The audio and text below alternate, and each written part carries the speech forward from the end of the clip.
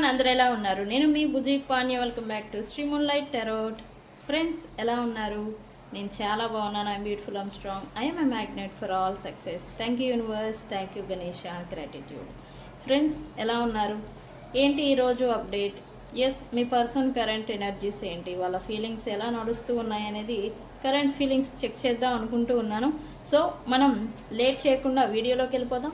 Check friends, ఇప్పటి వరకు మన ఛానల్ని సబ్స్క్రైబ్ చేసుకొని సపోర్ట్ చేస్తూ ఉన్న వారందరికీ చాలా థ్యాంక్స్. కొత్తగా ఎవరైనా చూస్తూ ఉంటే సబ్స్క్రైబ్ చేసుకోండి, పక్కనే ఉన్న బెల్ ఐకాన్ని యాక్టివేట్ చేసుకోండి. నేనేమైనా ఇంపార్టెంట్ అప్డేట్స్ ఇస్తూ ఉంటే కనుక మీకు నోటిఫికేషన్ ద్వారా వస్తూ ఉంటాయి. అండ్ అలాగే ఎవరికైనా పెయిడ్ పర్సనల్ టారోట్ రీడింగ్స్ కావాలి అంటే కింద ఛానల్లో డిస్క్రిప్షన్లో నెంబర్ అనేది ఇచ్చున్నాము, దానికి కాంటాక్ట్ చేయండి, మీకు డీటెయిల్స్ అనేవి షేర్ చేయబడతాయి.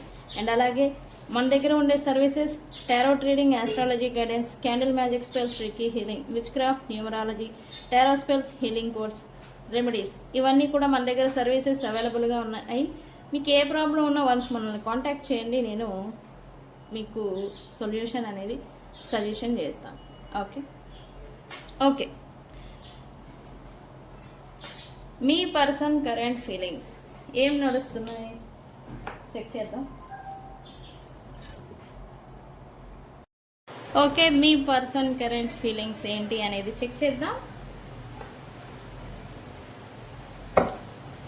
Universe, please give me accurate reading what my viewers person current feelings right now. Okay, తిరిగింది తీసుకోవాలి.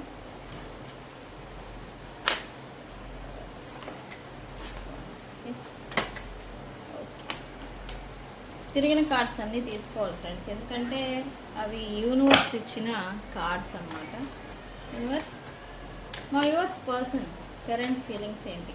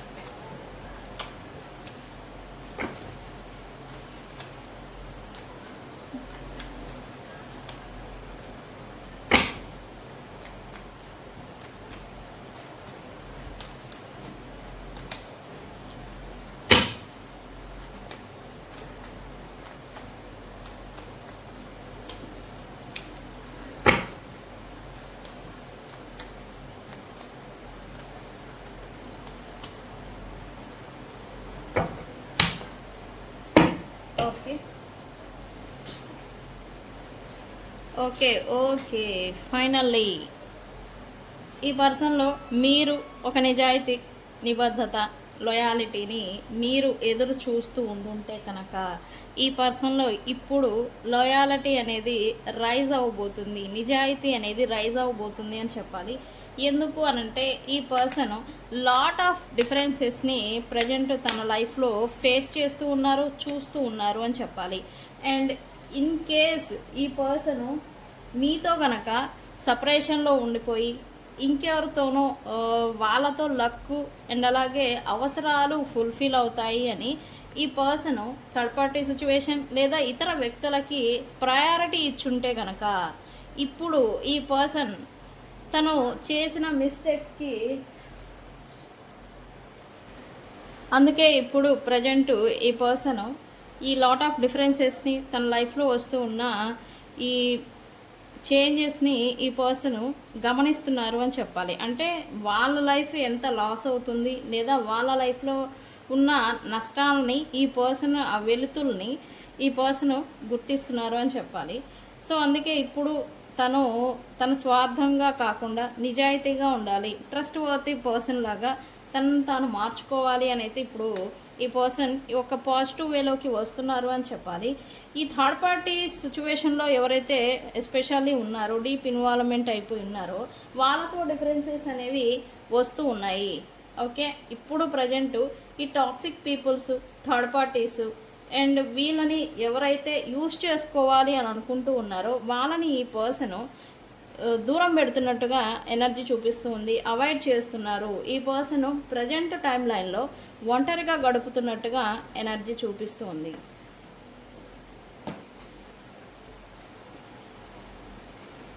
ఓకే, మనం చెక్ చేద్దాం. ఓకే, రీసెంట్ పాస్ట్ ఈ పర్సన్ ఏదో మిస్సింగ్ ఎనర్జీ అనేది ఫేస్ చేస్తూ ఉన్నారు, మిస్ అవుతున్నారు. ఎవరిని మిస్ అవుతున్నారు, ఏంటి, వాళ్ళ గురించి ఓవర్ థింకింగ్ అనేది చేస్తూ ఉన్నారు అని చెప్పాలి. ఎవరిని మిస్ అవుతున్నారు, యూనివర్స్ ఎందుకు ఓవర్ థింకింగ్ చేస్తూ ఉన్నారు?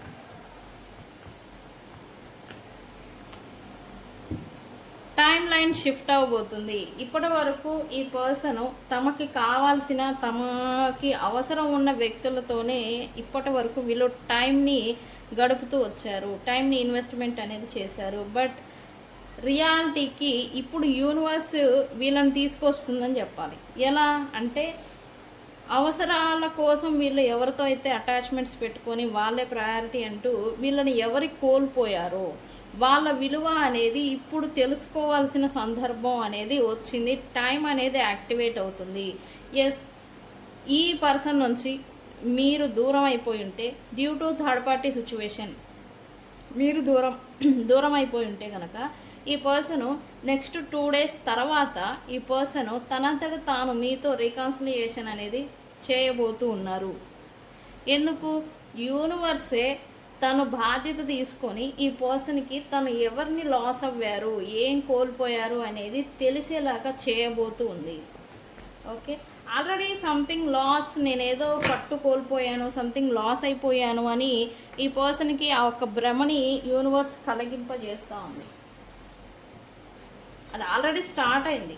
అందుకే ఈ పర్సన్ కొంత నెగిటివిటీని ఫేస్ చేస్తూ ఉన్నారు, నెగిటివ్ ఫీల్ అనేది అవుతూ ఉన్నారు. తన లైఫ్ ఏదో చీకటి మయంలాగా ఉండింది అని ఈ పర్సన్ ఫీల్ అవుతున్నారు.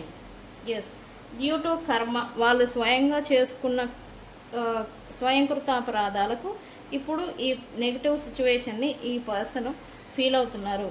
ఇది ఎలా అంటే తమ పట్టు అనేది కోల్పోయారు, తమ పవర్ అనేది ఏదో లాస్ అయ్యారు అని ఈ పర్సన్ ఎనర్జికల్గా ఫీల్ అవుతున్నారు, మెంటల్లీ కూడా ఈ పర్సన్ ఫీల్ అవుతున్నారు రైట్ నౌ.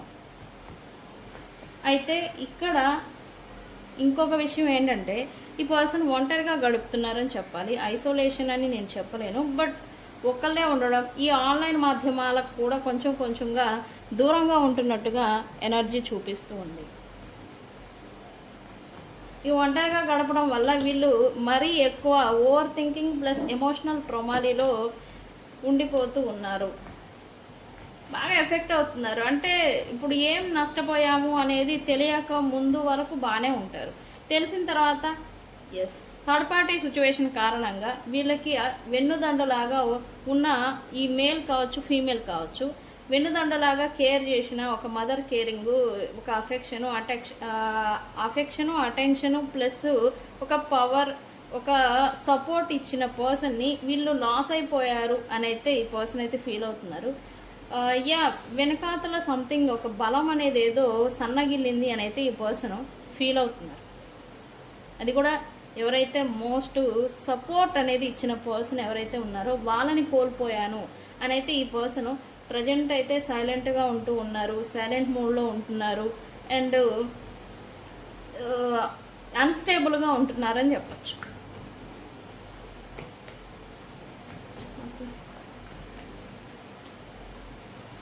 అయితే వీళ్ళు యాక్షన్ అనేది ఏదో తీసుకోవాలి అనుకుంటున్నారు. యాక్షన్తో వీళ్ళు మళ్ళీ తను ఏదైతే నష్టపోయారో మీతో రికాన్సిలియేషన్ అనేది సూన్ చూపిస్తూ ఉంది.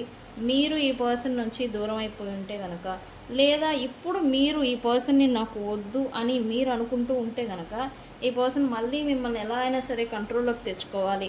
అది ఎలా అయినా సరే, ఎలా అంటే మీరు ఇప్పుడు ఈ పర్సన్ని ట్రస్ట్ చేసే సిచ్యువేషన్లో మీరు లేరు, బట్ నమ్ముతారా అంటే నమ్మరు, నమ్మలేని సిచ్యువేషన్లో మీరున్నారు.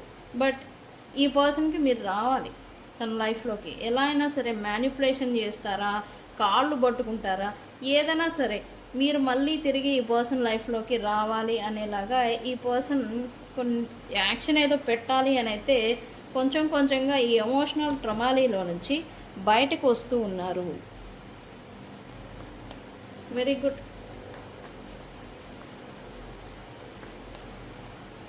ఓకే, వీళ్ళ ప్రొఫెషనల్ లైఫ్ ఏదైనా కావచ్చు, కొంచెం ఫౌండేషన్ లేదా వాళ్ళ ప్రొఫెషనల్ లైఫ్ మీద కొంచెం ఫోకస్ అయితే పెట్టారు అని చెప్పాలి.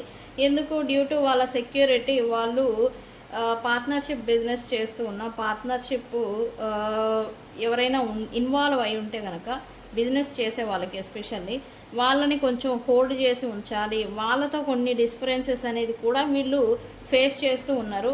ఆ డిఫరెన్సెస్ అనేది రాకుండా కొంచెం జాగ్రత్తగా వాళ్ళని డీల్ చేయాలి, హ్యాండిల్ చేసుకోవాలి అని అయితే ఈ పర్సన్ అనుకుంటూ ఉన్నారు. డ్యూ టు వాళ్ళ ప్రొఫెషనల్ లైఫ్ లేదా ఫైనాన్షియల్ స్టెబిలిటీ, సెక్యూరిటీని దృష్టిలో పెట్టుకొని కరెంట్లీ.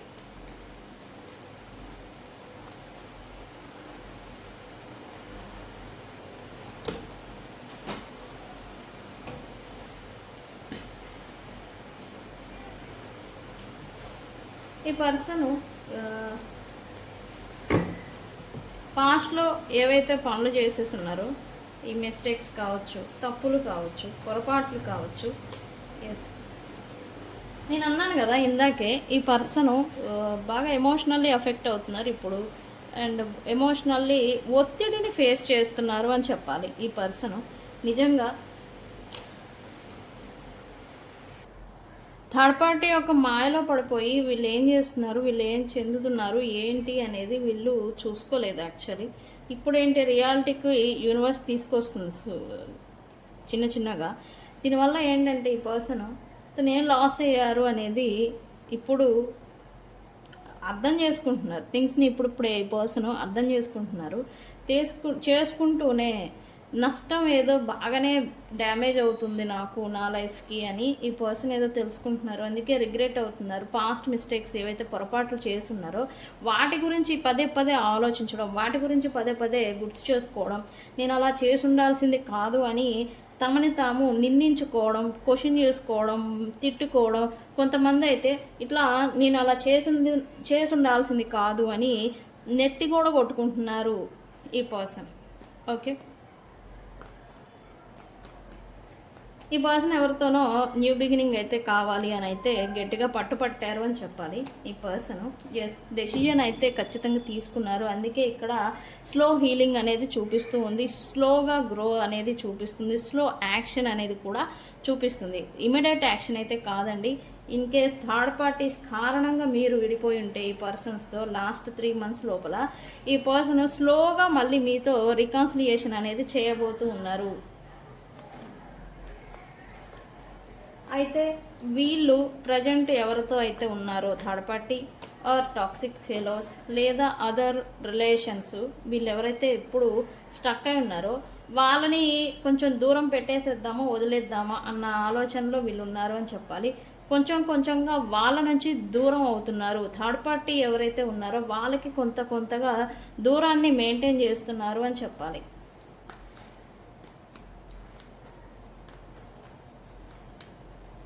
నేను అన్నాను కదా, ఇది ఈ పర్సన్లో వచ్చిన మార్పు అంటే లేదు, యూనివర్స్ తీసుకొస్తున్న మార్పు అని చెప్పాలి. ఈ పర్సన్ ఏం నష్టపోతున్నారు తమ స్వయంకృత అపరాధాలతో అని ఈ పర్సన్కి తెలియజేసేలాగా ఎవరైతే భార్యాభర్తలు, వైఫ్ అండ్ హస్బెండ్ లేదా లాంగ్ రిలేషన్షిప్, డిస్టెన్స్ కాదు లాంగ్ రిలేషన్షిప్స్ ఎవరైతే ఇన్వాల్వ్ అయి ఉన్నారో, ఒక స్టెబిలిటీ, స్థిరత్వం ఉన్న రిలేషన్లో ఏదైతే అకస్మాత్తుగా చెదిరిపోయిందో, కూలిపోయిందో ఆ రిలేషన్షిప్ని మళ్ళీ స్టెబిలిటీకి తెచ్చేదానికి యూనివర్స్ పూనుకుంది అని చెప్పాలి. అందుకే ఈ పర్సన్కి తను చేసిన తప్పుల్ని స్వయంగా అర్థమయ్యేలాగా చేస్తుంది. ఈ పర్సన్ కూడా అదే ఫీల్ అవుతున్నారు, అదే అఫెక్ట్ అవుతున్నారు. What ever it happened, me person అయితే ఖచ్చితంగా ప్రజెంటు నేను అన్నీ తప్పులే చేశాను అని నెత్తి కొట్టుకుంటున్నారు. అంటే మీరు నమ్ముతున్నారా లేదా నాకు ఇది కామెంట్ సెక్షన్లో పోస్ట్ చేయండి.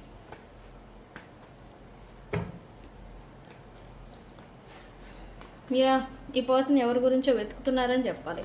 ఎవరి గురించి వెతుకుతున్నారు యూనివర్స్? ఈ పర్సన్ మెంటల్లీ ఒత్తిడిని స్టక్డ్. ఈ పర్సన్ ప్రజెంట్ వెతుకుతున్నారు అన్నాను కదా. మీ పర్సన్ తన కష్టాన్ని, తన బాధని చెప్పుకోవడానికి ఒక పర్సన్ కావాలి. అలా ఎవరున్నారు ఏంటి అని ఈ పర్సన్ వెతుకుతున్నారు అని కూడా చెప్పాలి. వెతుక్కుంటున్నారు. నాది ఈ బాధ, నాది ఈ కష్టం ఉంది, నేను ఎవరికి చెప్పాలి, అది ఎవరు వింటారు అని ఈ పర్సన్ వెతుకులాడుతూ ఉన్నారు. ఖచ్చితంగా వీళ్ళకి ఒక పర్సన్ అనేవాళ్ళు దొరకబోతూ ఉన్నారు వితిన్ 6 days తర్వాత నుంచి. ఈ ఒక ఒత్తిడిని ఫేస్ చేయలేక అది ఎవరితో ఆయన చెప్పేసి ఆ భారాన్ని దింపేసుకుందాము అనేలాంటి ఒక ఎమోషనల్ వెయిట్ని మీ పర్సన్ క్యారీ చేస్తున్నారని చెప్పాలి. ఈ పర్సన్ అసలు బాగాలేరు, మిమ్మల్ని కోల్పోయారు, థర్డ్ పార్టీతో సుఖము లేదు, సంతోషం లేదు. అండ్ తన లైఫ్ని చూస్తారా, తన లైఫ్ అసలు ఎటు వెళ్తుందో వీళ్ళకి అర్థం కావట్లేదు. ఫైనాన్షియల్ స్టెబిలిటీ లేదు, సంథింగ్ అసలు మొత్తం ఇరుకబోయి ట్రిక్కరీ సిచ్యువేషన్ని మీ పర్సన్ ఫీల్ అవుతున్నారు కరెంట్లీ. మరి దీంట్లో నుంచి బయటకు వస్తారా అంటే ఎప్పుడైతే 6 days తర్వాత ఈ పర్సన్కి ఎవరైతే తన బాధని కష్టాన్ని చెప్పుకోవడానికి దొరుకుతారో అప్పటి నుంచి వీళ్ళ ఎనర్జీ షిఫ్ట్ అవుతుంది, మారుతుంది. అప్పటి నుంచి వీళ్ళ లైఫ్లో రికవరింగ్ అనేది స్టార్ట్ అవుతుంది. అయితే ఈ కష్టం అంతా ఇప్పుడు ఈ మీ పర్సన్ ఫేస్ చేస్తున్న కష్టం అంతా తను చేసుకున్న దానికి కర్మ ప్లస్ యూనివర్స్ అనేది సమ్ యాక్షన్ అనేది ఏదో తీసుకుంది, బాధ్యత తీసుకుంది. ఓకే, ఈ రీడింగ్ని మీరు ఏమని క్లైమ్ చేస్తారు? రీబర్త్ అని కామెంట్ పెట్టి ఈ రీడింగ్ని క్లైమ్ చేసుకోండి. వాళ్ళల్లో ఒక అహంకారం, ఈగో, మిస్టేక్స్, బాధలు, ఎమోషనల్ ట్రామాలు ఇవన్నీ చచ్చిపోయి మళ్ళీ కొత్తగా జన్మిస్తారు మీ పర్సన్. ఓకే, సో ఫ్రెండ్స్, ఇది ఇవాల్టి రీడింగ్. మీ పర్సన్ కరెంట్ ఫీలింగ్స్ రీబర్త్ అని కామెంట్ పెట్టి క్లైమ్ చేసుకోండి. వాళ్ళల్లో యాక్షన్ అనేది వస్తుంది, అది కూడా వాళ్ళ జీవితానికి సంబంధించి. అండ్ ఎవరైతే రీకన్సిలియేషన్ గురించి ఎక్స్పెక్ట్ చేస్తూ ఉన్నారో వాళ్ళకి వితిన్ 2 days తర్వాత వీళ్ళ నుంచి సమ్ అన్ఎక్స్పెక్టెడ్ యాక్షన్ అనేది మీరు చూడబోతూ ఉన్నారు. ఓకే, రీబర్త్ అని క్లైమ్ చేసుకోండి. అండ్ ఈ వీడియో గురించి మీ ఒపీనియన్ ఏంటి అనేది కూడా కామెంట్ సెక్షన్లో పోస్ట్ చేయండి. ఓకే, తెలుసు కదా, నేను మీ Bujji Panyam. Thank you so much. Thank you.